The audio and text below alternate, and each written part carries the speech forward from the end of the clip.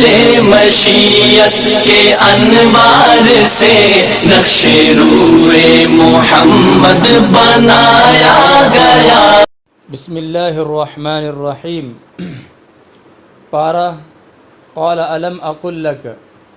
حضرت موسیٰ اور حضرت خضر علیہ السلام کا قصہ گزشتہ پارے میں شروع ہوا تھا۔ آخر میں یہ ذکر تھا کہ حضرت خضر علیہ السلام نے ایک بے گناہ لڑکے کو مار ڈالا تھا۔ اس پر حضرت موسیٰ علیہ السلام نے کہا تھا کہ آپ نے بے جا حرکت کی ہے، آپ نے لڑکے کو بلا کسی سبب کے ہلاک کر دیا۔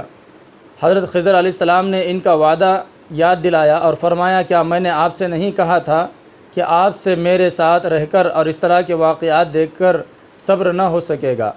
حضرت موسیٰ علیہ السلام نے فرمایا کہ ایک مہلت اور دیجیے، اگر اس مرتبہ میں آپ سے کسی معاملے میں کچھ پوچھوں تو آپ مجھے اپنے ساتھ نہ رکھیے، بے شک آپ میری طرف سے عذر کی انتہا کو پہنچ چکے ہیں۔ پھر دونوں حضرات آگے چلے، یہاں تک کہ ان دونوں کا گزر ایک گاؤں والوں پر ہوا تو انہوں نے گاؤں والوں سے کھانا طلب کیا۔ گاؤں والوں نے کھانا دینے سے انکار کر دیا۔ اتنے میں انہوں نے ایک دیوار دیکھی جو گرا چاہتی تھی۔ حضرت خضر علیہ السلام نے وہ دیوار سیدھی کر دی۔ حضرت موسیٰ علیہ السلام نے فرمایا کہ اگر آپ چاہتے تو اس کام پر اجرت لے لیتے۔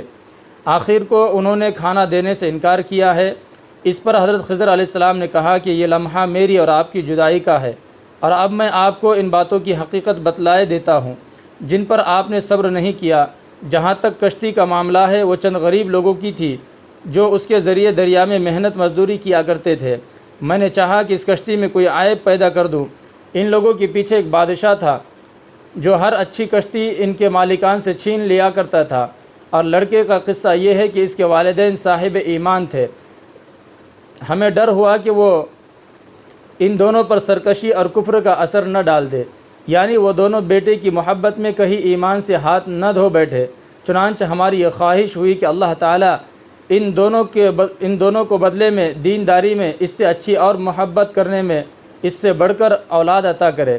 اور وہ جو دیوار تھی ایسے دو یتیم بچوں کی تھی جو اس گاؤں میں رہتے ہیں، اور اس دیوار کے نیچے ان دونوں کا خزانہ مدفون ہے۔ ان کے والد نیک انسان تھے۔ آپ کا رب چاہتا ہے کہ یہ دونوں بالغ ہو اور آپ کے رب کی مہربانی سے اپنا خزانہ نکالے، اور یہ تمام کام میں نے اپنی رائے سے نہیں کیے ہیں، یہ ہے ان چیزوں کی حقیقت جس پر آپ کو صبر نہ ہو سکا۔ آپ سے یہ لوگ ذوالقرنین کے متعلق بھی دریافت کرتے ہیں کہ وہ کون تھے۔ آپ فرما دیجئے کہ میں اس کا ذکر ابھی تمہارے سامنے کروں گا۔ اس کے بعد ذوالقرنین کے بارے میں اللہ تعالیٰ کا ارشاد ہے کہ ہم نے ان کو روئے زمین پر حکومت دی تھی، اور ہم نے ان کو ہر قسم کا سامان وافر مقدار میں دیا تھا۔ چنانچہ وہ بلاد مغرب کی فتح کے ارادے سے ایک راہ پر چلے، یہاں تک کہ جب اس جگہ پہنچے جہاں آفتاب غروب ہوتا ہے، مراد جانب مغرب کی آخری آبادی، تو انہوں نے آفتاب کو دیکھا، وہ ایک سیاہ پانی کے چشمے میں ڈوب رہا ہے، اور اس کے پاس انہوں نے قوم بھی دیکھی۔ وہ قوم اہل کفر میں سے تھی۔ ہم نے کہا، اے ذوالقرنین، تمہیں اختیار ہے، چاہے تو تم اس قوم کو سزا دو اور چاہو تو ان کے بارے میں نرمی اختیار کرو۔ انہوں نے عرض کیا، جو ظالم و کافر ہوگا ہم اس کو ضرور سزا دیں گے، پھر وہ اپنے رب کی طرف لوٹ جائے گا جو اس کو اس سے بھی برا عذاب دے گا، اور جو ایمان لائے گا وہ اچھا عمل کرے گا، اس کے لیے بہترین جزا ہے، اور ہم بھی دنیا میں ایسے اسے سہولت پہنچائیں گے۔ ذوالقرنین پھر آگے بڑھے۔ اس مرتبہ رخ مشرق کی طرف تھا، یہاں تک کہ آفتاب نکلنے کی جگہ پر مشرق کی انتہائی آبادی تک پہنچے۔ دیکھا کہ آفتاب ایک ایسی قوم پر طلوع ہو رہا ہے کہ ہم نے ان کے لیے آفتاب سے کوئی رکاوٹ نہیں بنائی تھی۔ وہ لق و دق صحرا میں دھوپ کے اندر تھے۔ یہ قصہ اس طرح ہے، اور جو کچھ ذوالقرنین کے پاس تھا ہم کو اس کی پوری خبر ہے۔ پھر وہ ایک راستے پر چل پڑے، یہاں تک کہ ایسے مقام پر جا پہنچے جو دو پہاڑوں کے درمیان واقع تھا۔ ان پہاڑوں کے پیچھے ایک قوم ملی۔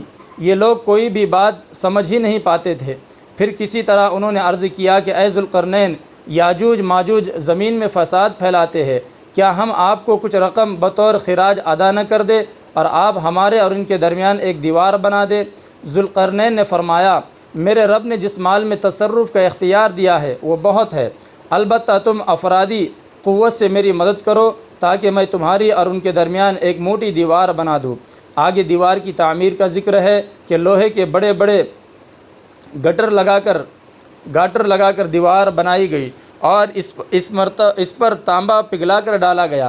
सूरत का अख्तिताम अल्लाह ताला की अज़मत व किबरियाई पर होता है कि आप लोगों से कह दीजिए कि अगर मेरे रब की बातें लिखने के लिए रोशनाई की जगह समंदर हो तो समंदर का पानी ख़त्म हो जाए, और मेरे रब की बातें ख़त्म न हो अगरचे हम दूसरा समंदर भी इसी जैसा इसकी मदद को लाए। इस पारे में सूरह मरियम भी है। पहले 2 रुकू में हज़रत ज़करिया, हज़रत यहया और हज़रत ईसा अलैहिस्सलाम के क़िस्से सुनाने के बाद तीसरे रुकू में हालात की मुनासिबत से हज़रत इब्राहीम अलैहिस्सलाम का क़िस्सा सुनाया गया है, क्योंकि वो भी ऐसे ही हालात में अपने वालिद, अहले ख़ानदान और अहले वतन के जुल्म सितम से आजिज़ आकर घर से निकल गए थे। कुफ़ार मक्का को बतलाया गया कि आज हिजरत करने वाले मुसलमान हज़रत इब्राहीम अलैहिस्सलाम जैसे हालात से दो चार है, और तुम जो हज़रत इब्राहीम और हज़रत इस्माईल अलैहिस्सलाम की औलाद हो, उन ज़ालिमों की जगह ले रहे हो जिन्होंने एक दिन तुम्हारे बाप हज़रत इब्राहीम अलैहिस्सलाम को वतन से हिजरत करने पर मजबूर कर दिया था। दूसरी तरफ सरकार दो आलम सल्लल्लाहु अलैहि वसल्लम और आपके साथ हिजरत करने वालों को ये खुशखबरी दी गई कि जिस तरह हज़रत इब्राहीम अलैहिस्सलाम को वतन से निकलने के बाद अज़मत और सरबुलंदी मिली, इसी तरह आप लोगों को भी मिलेंगी। इस सूरत में हज़रत मूसा और हज़रत इदरीस अलैहिस्सलाम के क़िस्से भी मुख्तसरन बयान किए गए हैं। अगली सूरत ताहा है।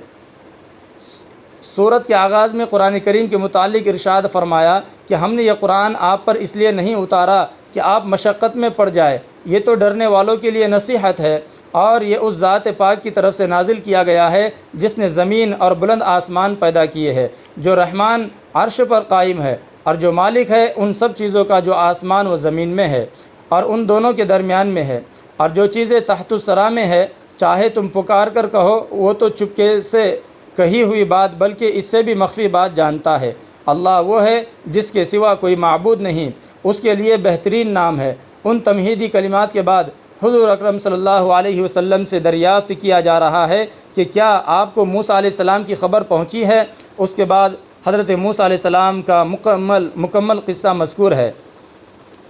इस क़िस्से के बहुत से हिस्से साबक़ा पारों में आ चुके हैं। यहाँ इतना ज़िक्र है कि जब हज़रत मूसा अलैहिस्सलाम हज़रत शुएब अलैहिस्सलाम से तयशुदा मामला पूरा करने के बाद अपने अहल व अयाल के साथ वतन तशरीफ़ लाने लगे तो रास्ते में उन्होंने एक मकाम पर आग देखी और अपने घर वालों से कहा कि तुम ठहरो, मैंने आग देखी है, शायद मैं इसमें से एक आध अंगारा लेकर आऊँ या इसके पास जाकर रास्ते का पता चल जाए। जब वो आग के पास आए तो इन्हें पुकारा गया कि ऐ मूसा, मैं तुम्हारा रब हूँ, अपने जूते उतार दो, तुम एक वादी मुक़द्दस में हो, मैंने तुम्हें पैगंबरी के लिए चुन लिया है, अब तुम पर जो वही की जा रही है उसे गौर से सुनो। उसके बाद कुछ हिदायत के साथ फ़िरऔन तक पहुँचने का हुक्म है। बाकी क़िस्सा गुज़िश्ता पारों में मुख्तलिफ़ जगहों पर गुज़र चुका है और कुछ वाक़यात आइंदा पारों में भी आने वाले हैं।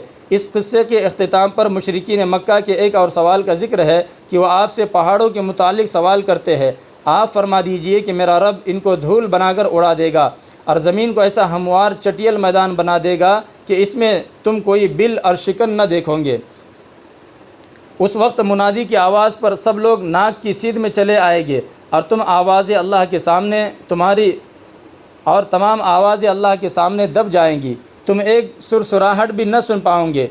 उस दिन कोई सिफारिश नफ़ा न देंगी इल्ला ये कि अल्लाह रहमान और रहीम किसी को इसकी इजाज़त दे और इसकी बात सुनना पसंद करे। अल्लाह तुम्हारे आगे पीछे की सब बातें जानता है और दूसरों को इसका पूरा इल्म नहीं है। लोगों के सर उस हई व क़य्यूम के आगे झुक जाएंगे और जिसने जुल्म का बोझ उठाया होगा वह उस दिन नाकाम व नामुराद होगा, और जिसने ईमान के साथ नेक अमल किए होंगे उसे न किसी जुल्म का खौफ होगा न हक़ तलफ़ी का ख़तरा होगा। आगे कुरान करीम के मुताल्लिक़ इरशाद फरमाया कि हमने इस तरह कुरान को अरबी में नाजिल किया है और इसमें तरह तरह की वईदें बयान की है, शायद वो लोग डर जाए या वो इससे नसीहत पकड़े। अल्लाह ताला बुलंद व बरतर है, बादशाह हकीकी है।